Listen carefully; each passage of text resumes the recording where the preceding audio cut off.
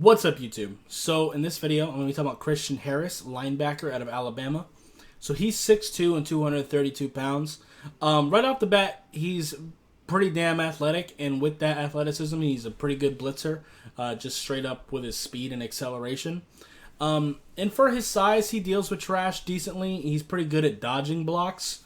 And as long as he can kind of swipe your hands down before a lineman can really get a hold of him, he's still pretty decent at dealing with trash.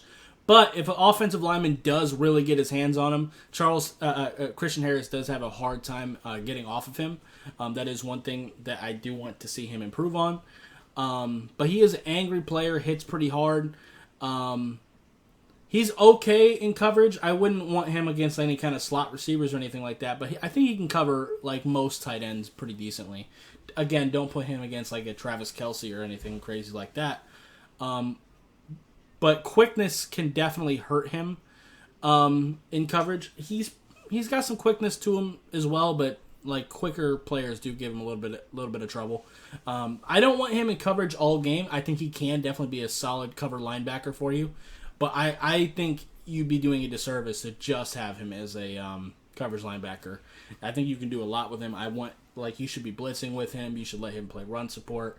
Now, I will say the mental processing is decent and it's developing, but misdirection can get him a little bit. Play action especially. And, any kind of run misdirection can kind of throw him off, and he does kind of work himself out of play sometimes. But he dodges blocks well. And like I said, he does have that athleticism and the coverage attributes to be a pretty good linebacker.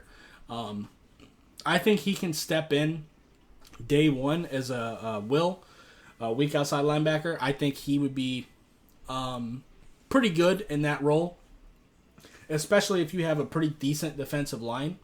And at the very least, you can bring him in on passing downs right away as a coverage linebacker, and so you can develop the mental processing a little bit.